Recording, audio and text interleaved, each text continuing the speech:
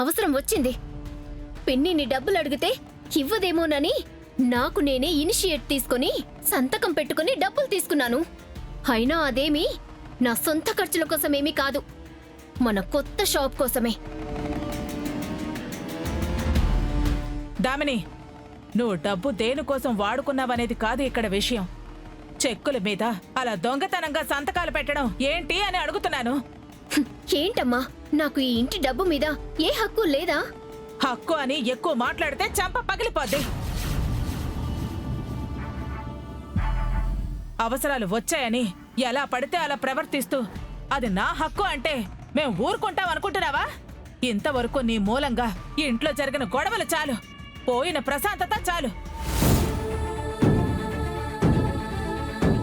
ఇంకా ఎందుకే ఇలాంటి పిచ్చి పనులు చేస్తూ తలపొగరుగా మాట్లాడుతూ కుటుంబం పరువు తీస్తున్నావు?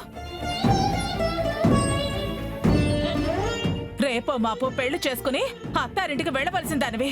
పుట్టింట్లో ఇక్కడే ఇలా ఉంటే రేపు అత్తవారింట్లో నీ పరిస్థితి ఏంటి? అక్కడ మా పరువేంటి?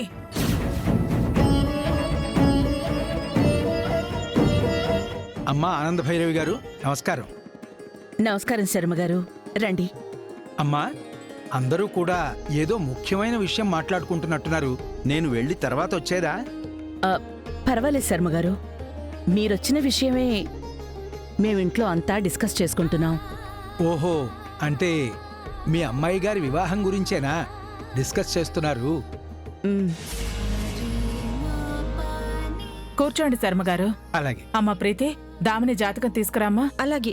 అమ్మా శరణ్య, శర్మగారికి కాఫీ తీసుకునిరా. అయ్యో వద్దమ్మా, ఇంట్లో తాగే వస్తున్నాను. ఎప్పుడనుకుంటున్నారు అమ్మాయి పెళ్ళి? ఈ వచ్చే ముహూర్తాల్లోనే తంతు పూర్తి చేద్దామని ఆలోచిస్తున్నాము. మీరొకసారి అమ్మాయి జాతకం చూసి పెళ్లి బలం ఎప్పుడుందో ఆ శుభగడియల గురించి వివరంగా చెప్పండి.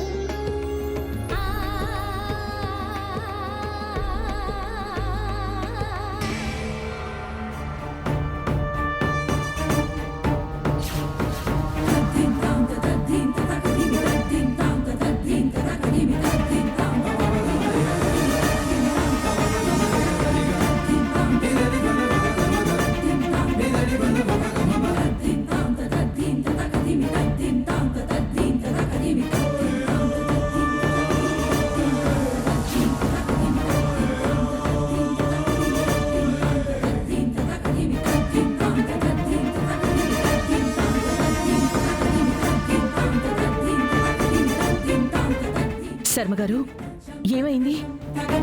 అమ్మా, కాస్త మంచినీళ్ళు ఇవ్వు తల్లి.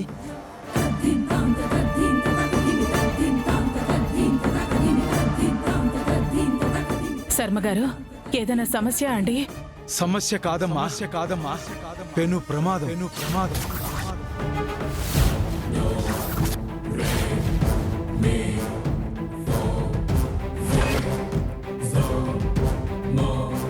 అమ్మాయి జాతకంలో వివాహానికి ఆటంకాలేమైనా?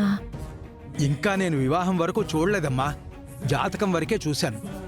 అమ్మాయి జాతకం ప్రకారం కుటుంబానికి తీరని శోకం వాటిల్లే ప్రమాదం కనిపిస్తోంది.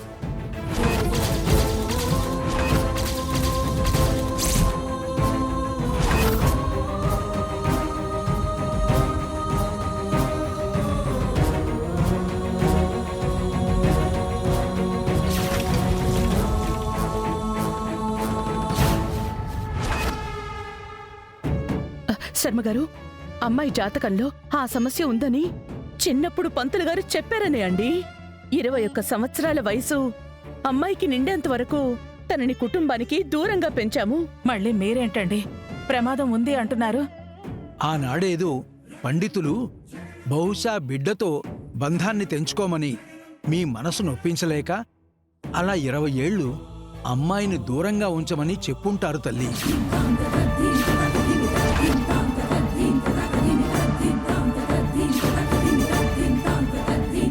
అంటే ఏంటి శర్మగారు మీరు చెప్పేది?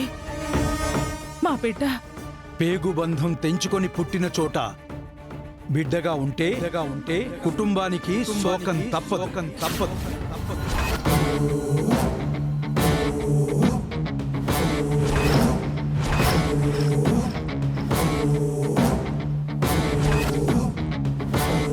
ఇది బిడ్డ పూర్వజన్మ కర్మ కావచ్చు, పుట్టిన ఘడియల్లోనే గ్రహాల ప్రభావం కావచ్చు.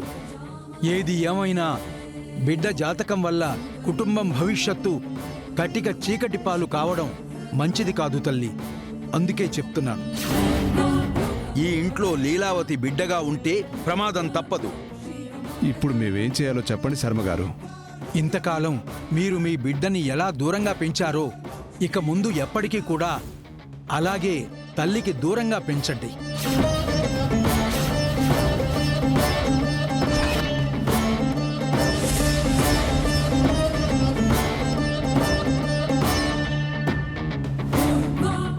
అమ్మా, ప్రస్తుతం ఉన్న ఈ పరిస్థితుల్లో ఇక మీతో మీ అమ్మాయి పెళ్లి గురించి నేను ఏమీ సంభాషించలేను.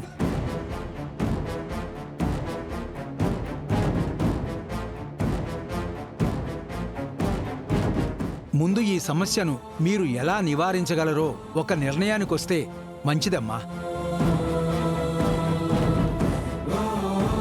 నేను ఇకెళ్ళొస్తాను తల్లి. ఉమ్.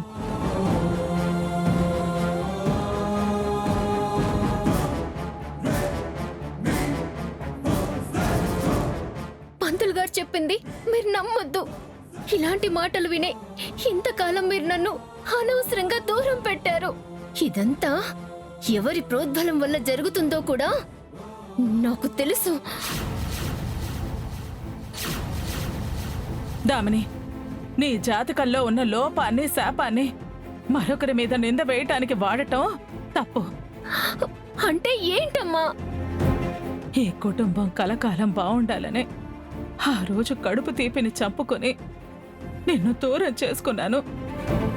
ఆ క్షణాలు మరోమారు ఇలా తిరిగి వస్తాయని నేను ఊహించలేదు తల్లి. ఆ క్షణాలు మళ్ళీ ఎందుకు వస్తాయి?